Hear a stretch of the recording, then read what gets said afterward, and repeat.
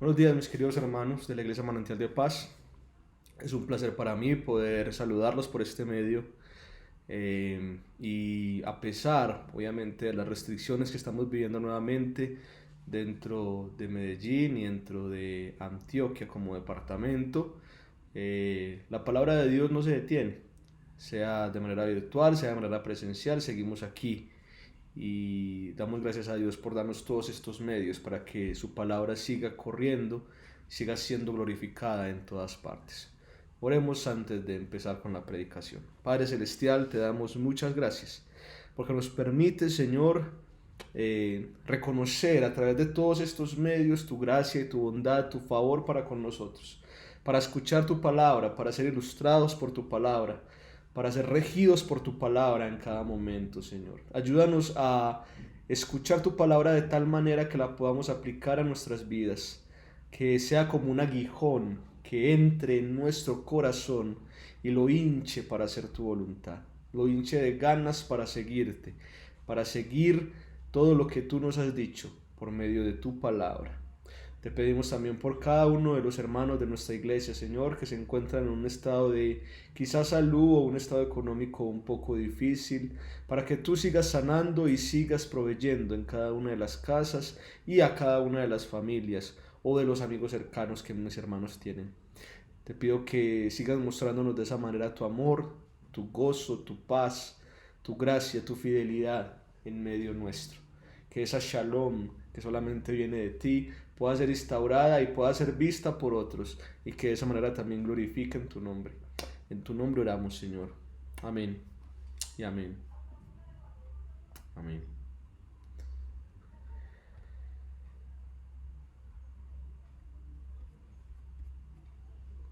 En las ocasiones anteriores, de manera presencial, estuvimos reflexionando en los dos primeros debates de Jesús con los líderes religiosos, descritos en Mateo capítulo 22, versículos del 15 al 33. La discusión sobre la imagen del César con los discípulos de los fariseos y de los herodianos, y la discusión sobre la resurrección entre los muertos con los saduceos. En esta oportunidad, ahora de manera virtual, reflexionaremos en el tercer debate de Jesús con los líderes religiosos, especialmente con un fariseo intérprete de la ley, descrito en Mateo capítulo 22, versículos del 34 al 40. Leamos el pasaje. Pero al oír los fariseos que Jesús había dejado callados a los saduceos, se agruparon, y uno de ellos, intérprete de la ley, para ponerle a prueba, le preguntó: Maestro, ¿cuál es el gran mandamiento de la ley? Y él le dijo: Amarás al Señor tu Dios con todo tu corazón, y con toda tu alma, y con toda tu mente. Este es el grande y el primer mandamiento. Y el segundo es semejante a este: amarás a tu prójimo como a ti mismo. De estos dos mandamientos dependen toda la ley y los profetas. Palabra de Dios. Este debate es quizás al menos interesante de todos en particular, tomando en cuenta las riquezas teológicas y aplicativas que descubrimos en los debates anteriores. Sin embargo, no por ello el debate deja de ser importante para nuestra asimilación constante en cada aspecto de nuestra vida hoy, como lo fueron los otros. No es un debate que nos tome por sorpresa, pero hay elementos que sí pueden alumbrar nuestra mente de maneras asombrosas, porque así opera y operará siempre el poder de Dios en su palabra. Como leímos, este debate inicia como una reacción a un suceso espectacular para la época. Jesús acababa de callar a los saduceos, personas que, como decíamos en las anteriores ocasiones, tenían no solo una posición aristocrática en la sociedad de Judea del primer siglo, sino también una alta capacidad de percepción lógica y de raciocinio bíblico, por lo que era muy difícil dejarlos estáticos en una discusión. El asombro de las personas al ver que los saduceos no pudieron contrarrestar la lógica exquisita de Jesús hizo que ya no sus discípulos, como sucedió en el primer debate, sino los mismos fariseos, es decir, sus personas más representativas, tomaran parte del asunto con extrema rapidez. La rapidez de los fariseos al entrar en debate con Jesús puede ser entendida de varias maneras, pero pienso que son dos las más esenciales. Bajo el primer entendimiento, El debate de Jesús con los saduceos acerca de la resurrección, si bien sabemos que causó el asombro de la gente, parece que bajo cuerda también causó varias preguntas de rigor. Como decíamos cuando reflexionábamos en el debate anterior, los saduceos no creían ni en la resurrección ni en los ángeles, pero los fariseos sí, y por eso usábamos el texto de Hechos capítulo 23 versículo 8. Que Jesús haya afirmado la resurrección en el debate anterior de una manera tan tajante puede haber generado la inquietud entre los oyentes. ¿Será entonces que Jesús apoya a los fariseos? Esta pregunta rebote quizá caló en los líderes fariseos, quienes se vieron en la obligación de zanjar dudas sobre la identidad política y religiosa de Jesús. Si así fue, confirmamos que Jesús en realidad era un genio al obligar a los líderes fariseos a salir a regañadientes de su escondite al dejar este planteamiento en el aire. Yo me inclino a pensar que Jesús hizo esto muy aposta. Bajo el segundo entendimiento, la rápida reacción de los líderes fariseos puede deberse, además de lo anterior, a aquietar los ánimos de la gente para poder, por fin, como lo han intentado desde el principio del ministerio de Jesús, aprenderlo y apedrearlo. Ellos estaban entre la espada y la pared. Bajo su lectura, Jesús podía salir airoso de Jerusalén de vuelta a Galilea con un apoyo sin igual.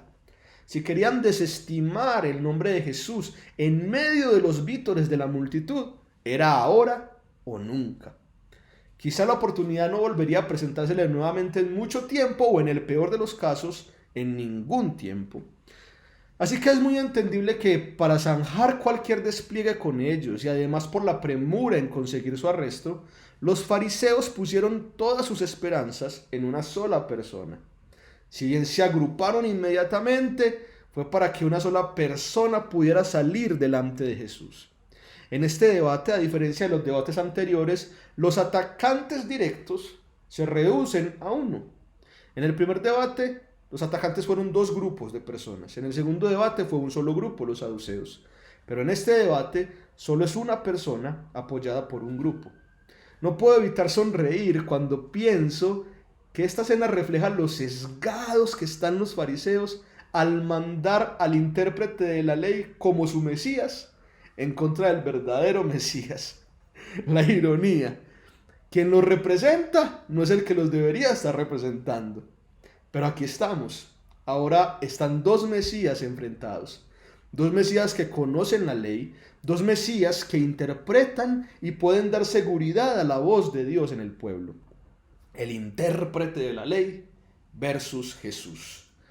Esto es parecido a una batalla definitiva. La gente que se ha asombrado dos veces por la sabiduría y la interpretación de Jesús está ahora más expectante que nunca. Por fin le ha llegado un rival digno. Entonces, bajo las leyes de cortesía que se habían gestado en la Palestina del primer siglo, quien se acerca, que es el intérprete de la ley, está obligado a hacerle la primera pregunta. El intérprete seguro pensó muy bien en su pregunta y después de haberla reflexionado, la soltó. Maestro, ¿cuál es el gran mandamiento de la ley? El evangelista nos dice que la pregunta del intérprete, como había pasado con las preguntas de los debates anteriores, no era honesta. Las intenciones que había detrás de esta pregunta eran probatorias. La intención del intérprete era seducir a Jesús para que cayera en la trampa. Pero nos preguntaremos, ¿cuál trampa? A simple vista la pregunta parece no tener nada de raro. Pero piensa conmigo lo siguiente. Si Dios fue el que dio todos los mandamientos, ¿por qué tendría que haber un gran mandamiento? ¿Acaso todos los mandamientos no son igualmente importantes? ¿O es que acaso hay mandamientos de rango menor que obedecemos si nos da la gana y otros mandamientos de rango mayor que debemos obedecer sí o sí? ¿No tienen todos los mandamientos su grandeza en sí mismos? ¿Por qué entonces pensar que hay siquiera un gran mandamiento? Esto que te acabo de decir era la percepción que tenían varios maestros de la ley que a cada rato peleaban con los fariseos. Muchos de los maestros de la ley, fariseos, creían que si había un gran mandamiento era porque ese mandamiento no debía ser obedecido por encima de todos, sino porque los recogía a todos bajo la misma intencionalidad. En ese sentido, el gran mandamiento no era grande porque era el más necesario, sino porque era el que más abarcaba. Y ese mandamiento era ni más ni menos el de la Shema, es decir, Deuteronomio capítulo 6, versículos 4 y 5. Escucha, que la palabra hebrea para escuchar aquí es Shema, por eso se le llama Shema. Escucha, Israel, el Señor es tu Dios, el Señor uno es, y amarás al Señor tu Dios con todo tu corazón y con toda tu alma y con todas tus fuerzas. En ese sentido, este era el mandamiento más importante. Pero los maestros no estaban de acuerdo con esta enseñanza farisea. Algunos, entre ellos, escribas de renombre y un grupo pequeño de fariseos más extremistas, decían que un mandamiento más importante por abarcar a los demás no lo hacía grande y que eso restaba la importancia a los demás mandamientos, haciendo que la gente dejara de practicarlos. Un claro ejemplo de ello, algunos fariseos, podemos llamarlo light, que se metían en las sombras con recaudadores de impuestos y con herodianos, arguyendo que a pesar de la situación, Dios era amado por ellos en la consecución de los demás mandamientos, como dar al templo, como honrar a sus padres, etcétera, etcétera. Había además otro grupo, más cercano al del grupo de los saduceos o de los escribas aristocráticos, que decía que el mandamiento más importante era el primer mandamiento que había sido dado, el de Éxodo capítulo 20, versículo 3. No tendrás dioses ajenos delante de mí. Como mandamiento que no solo abarca, sino que unifica a los demás, orientado tanto a Dios como a los otros. La idea de un gran mandamiento era crucial. Acaparaba gran parte de la creencia en las demás cosas que se hacían en el día a día. Por eso había judíos que, bajo la perspectiva de un gran mandamiento o de no haber un gran mandamiento, que es la que estamos hablando en estos momentos, buscaban hacer todos los mandamientos en su cotidianidad, llegando a extremos de separación con los que no se habían purificado como ellos. Había judíos que optaban por ver cuál era el corazón detrás del mandamiento, por lo que hasta podían aceptar a veces incluso trabajos con gentiles. Y había judíos que sencillamente se enmarcaban en una vida religiosa 24/7 bajo la interpretación del primer mandamiento dado, por lo que siempre se estaba asumiendo su vida alrededor del templo y de la ciudad santa o sirviendo a causas de guerras santas contra los paganos que querían imponer sus herejías. Para que me entiendan mejor, es como si hubiera, por razón de los mandamientos en sí, un grupo de fanáticos, como lo llamamos hoy, un grupo de cristianos medio, que están en la iglesia y a veces no están en la iglesia, y un grupo de cristianos que se meten en la iglesia ignorando las demás cosas en el mundo. Todo por razón de saber cuál es el mandamiento más importante. Por tanto, para responder a esta pregunta había muchas aristas. En términos humanos, la pregunta del intérprete fue brillante. Obligaba a Jesús no solo a desnudar su posición teológica, sino también su postura política y su postura religiosa, todo al mismo tiempo. Era la mejor manera de descubrir de una vez por todas si el Maestro Jesús estaba o con la corte farisea, o con cortes aún más extremistas, o con las cortes religiosas y aristocráticas más singulares. Teniendo en cuenta los debates anteriores, cualquier respuesta podría poner a Jesús como alguien incoherente de primerazo. Si decía que había un gran mandamiento unificante, ¿por qué entonces no estuvo a favor de los saduceos en un principio? Si decía que había un solo gran mandamiento que todo lo abarcaba, ¿por qué fue tan cortante con los herodianos y con los discípulos de los fariseos en un principio? Si decía que todos los mandamientos eran importantes, entonces ¿por qué recogió espigas en el día de reposo? ¿O por qué visitó las casas de los paganos? ¿Ven la encrucijada? No es nada fácil salir de ella sin expresar de alguna manera un descontento por un grupo levantado. Y por eso la pregunta del intérprete fue brillante. Era muy difícil salir de esa pregunta. Me imagino por eso a toda la gente expectante a la respuesta de Jesús, el verdadero Mesías, que se iba perfilando más que nunca en estas escenas. Toda la gente está aguantando con un nudo en la garganta esperando escuchar la afilada respuesta a la pregunta de este gran contendiente que se ha levantado. Y entonces la respuesta de Jesús cae. Amarás al Señor tu Dios con todo tu corazón, con toda tu alma y con toda tu mente. Este es el grande y el primer mandamiento. Yo creo que una sonrisa de victoria se tuvo que haber dibujado en el rostro del intérprete. Jesús ha reconocido ser de los nuestros. Lo tenemos en el bolsillo. En cuanto el diálogo termine, podremos acercarnos a Él y podremos disuadirlo en nombre del amor a nuestro Dios, que se abstenga de reinterpretar sus leyes como Él quiere para acercarse a los paganos de maneras tan públicas. Podemos tomarlo bajo nuestro control y luego, cuando la gente se haya olvidado de Él, acusarlo de hereje y apedrearlo en favor de la gente. Nuestra venganza estará completa. Jesús cayó en la trampa. Y yo creo que ya casi estaba por responder el intérprete cuando Jesús alarga el diálogo. No ha terminado. Y sinceramente, si bien había algunos rabinos de renombre en el pasado que habían hablado del tema, nadie lo hace de una manera tan categórica como lo hace Jesús en la segunda parte de su respuesta.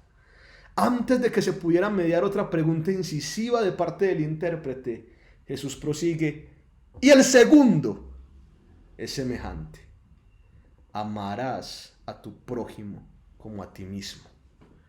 De estos dos mandamientos dependen la ley y los profetas. Y aquí me imagino que la sonrisa dibujada en el rostro del intérprete cayó en terror. Ya no era fácil saber si tenía a Jesús en el bolsillo o no. Jesús, con fascinante parsimonia, le sentenció el diálogo, diciendo que el gran mandamiento era en realidad 2 mandamientos. Y esto no se lo esperaba nadie. Al menos no bajo esta afirmación categórica. ¿Por qué razón? Porque en resumidas cuentas Jesús está diciendo con esto: querido intérprete, amar a Dios sin amar al prójimo es una clara infracción a todos los mandamientos. Y con esta categórica declaración, Jesús sale de los límites de la Shema, es decir, de aquel texto de Deuteronomio capítulo 6, versículos del 4 al 5 que leímos antes, para ingresar un pasaje diferente.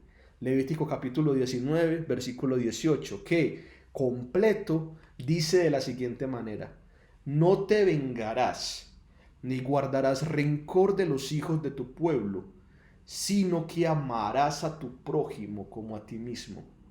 Yo, el Señor. Y ahora, ¿acaso un intérprete de la ley no sabría el contexto donde queda este segundo mandamiento? ¡Claro que lo sabría! Con una astucia sin precedentes, Jesús es como si colocara al intérprete entre la espada y la pared al decirle entre líneas: intérprete, claro, amar a Dios sobre todas las cosas es lo que abarca todos los mandamientos. Pero amar al prójimo como segundo mandamiento que se somete a este primero no deja de ser igualmente importante. Dime, intérprete, ¿por qué me preguntaste al principio cuál era el primer gran mandamiento? ¿Por qué amas a Dios? ¿O porque quieres usar la excusa del amar a Dios para guardarme rencor y vengarte de mí, como lo quieren todos los fariseos, incumpliendo así Levítico 19:18? Dime, intérprete, ¿amas a Dios, pero no me amas a mí? Entonces no amas a Dios. Que Jesús cayó en la trampa. Me río de Janeiro. Por otro lado, Jesús acude al Levítico para expresar una intención que sobrepasa el mismo debate con el incipientemente nombrado Mesías de los fariseos, el intérprete de la ley. Jesús está conectando el amor al prójimo ya no solamente con la idea de que está a la par de amar a Dios, sino también con el código de santidad de Dios dado a los hijos de Israel en todo Levítico 19.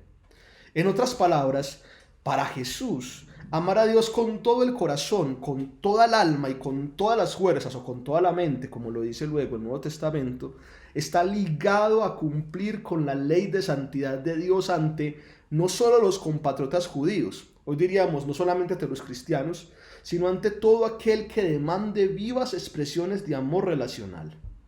Esas expresiones de amor santo en Levítico incluyen actos en donde el pueblo de Dios, y miren la larga lista: número 1, honren a sus padres; número 2, guarden el descanso y se relacionen con Dios; número 3, no regresen a los ídolos; número 4, se acerquen a Dios como Él lo pide; número 5, no dejen sin comida a los pobres cuando cosechen sus cultivos; número 6, no se roben ni se engañen, ni se mientan.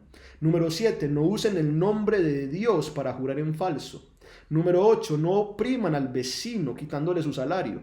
Número 9, no maldigan al sordo ni le hagan zancadilla al ciego. Número 10, no favorezcan en el juicio a quien tenga plata para sobornarlos. Número 11, no calumnien al vecino para hacerlo quedar mal ante la gente. Número 12, no odien a sus colegas nacionales ni se vengan de ellos. Número 13, no dañen la tierra por conseguir más ganancias. Número 14, no se acuesten con la mujer del vecino. Número 15, no visiten casas de adivinos para saber la suerte o para saber las cartas. Número 16, no se dañen su propio cuerpo haciéndose rituales inútiles. Y número 17, no obliguen a prostituir a sus hijas por un pesto más. Todo eso es Levítico 19, en el Código de Santidad, donde aparece nuestro texto, y amarás a tu prójimo como a ti mismo. ¿A ti te gusta que te deshonren? Tu deshonra. ¿Te gusta que te dejen sin comida cuando estás pobre? Entonces da. ¿No te gusta que te roben? Pues no robes. ¿No te gusta que te mientan? No mientas. Amarás a tu prójimo como a ti mismo. Y noten que todo eso hace parte también de un amor santo. Un amor en donde la santidad de Dios está. Jesús, de esta manera, concluye en decir, de forma aún más categórica, que en clave de estos dos mandamientos, todo, absolutamente todo el Antiguo Testamento está confeccionado. Todas las leyes de Dios dependen de estos mandamientos. Los profetas en tiempos de Josué, de los jueces, de Samuel y de los reyes predicaron y exhortaron al pueblo para cumplir estos mandamientos.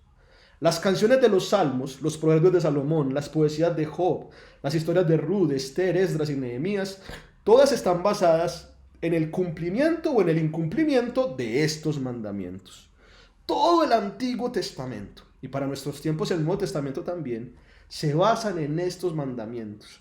Mandamientos que pueden ser resumidos en uno solo: el mandamiento del amor. El debate, sin embargo, acabó sin el acostumbrado asombro de la multitud, porque Jesús, a raíz de este suceso con el intérprete pseudo-mesías, tomó por primera vez la ofensiva y, dejando de lado a su contendiente, se acercó a todo el grupo de los líderes fariseos para increparlos con una pregunta que inicia nuestro cuarto y último debate de Jesús con los líderes religiosos, el cual espero que podamos reflexionar de manera presencial como los dos anteriores la siguiente semana. Con todo, queda por decir que en este debate de Jesús, nuestra identidad como cristianos ha de quedar grabada a fuego. Así como estos dos mandamientos deben ser la base de toda la vida y práctica del pueblo del Antiguo Testamento, a nosotros los cristianos, Dios nos insta a tomar ambos mandamientos como la razón de nuestra vida cotidiana. Si sabemos que hay dos grandes mandamientos que nos rigen, entonces, ¿qué esperamos para obedecerlos? Jesús dijo a sus discípulos en Juan 14:15, si me amáis, guardad mis mandamientos. En otras palabras, si me aman, amen a Dios con todo y amen al otro como se aman ustedes. Los cristianos también estamos sobre la base del mandamiento del amor y no podemos sopesar una base indeleble en ningún momento ni bajo cualquier circunstancia. Hay cristianos que inclinan la base hacia Dios. Les gusta mucho eso de amar a Dios y van a los ayunos, oran mucho, están cada día los domingos en la iglesia, tienen sus momentos de religiosidad con todo lo que hacen alrededor del culto de adoración, predican muy bonito. Pero cuando se trata de amar al vecinito que pone música a todo taco, ese vecinito que nos despierta el bichito de la venganza, incumpliendo así los actos del amor santo en Levítico 19, eso sí no les gusta tanto.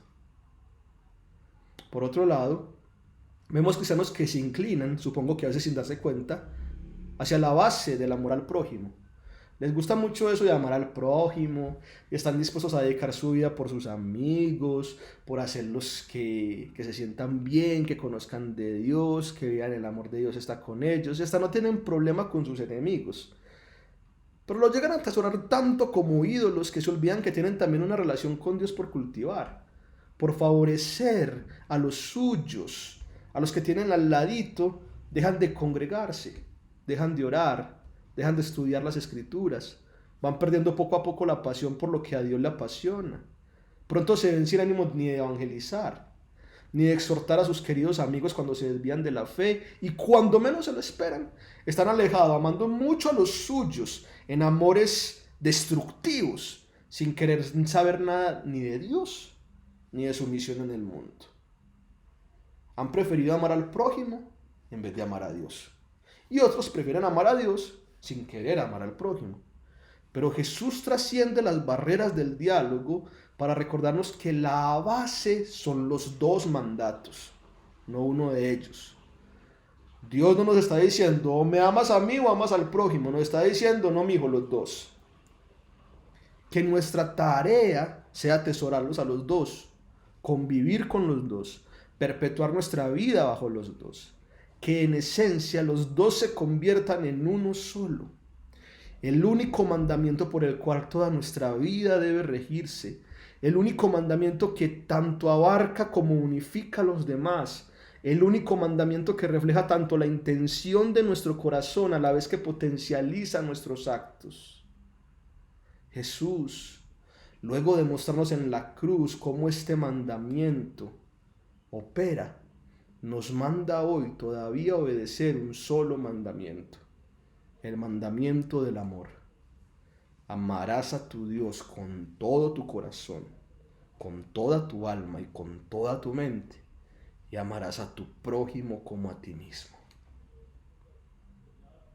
Mi hermano, ¿obedeces este mandamiento hoy?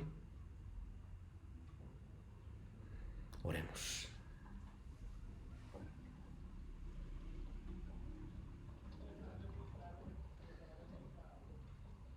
Padre, ayúdame a tener este mandamiento balanceado.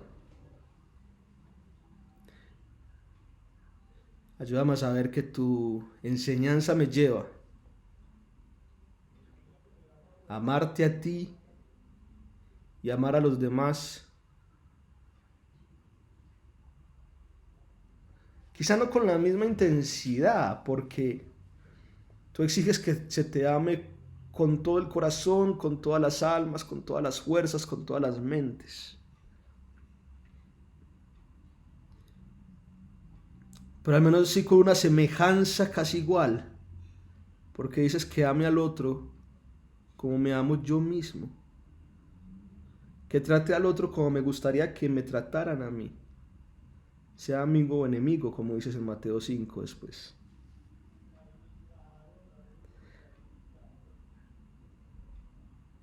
Ayúdame a entender, Señor, que no hay una realidad que pueda escoger que sea mejor que la otra. Que amarte a ti sin amar al prójimo es infringir toda la ley.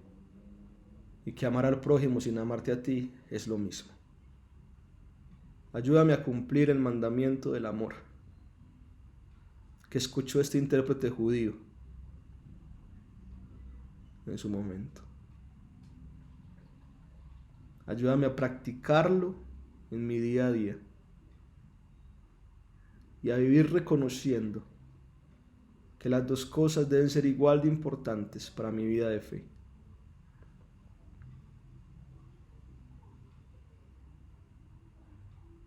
En tu nombre oramos. Amén. Amén.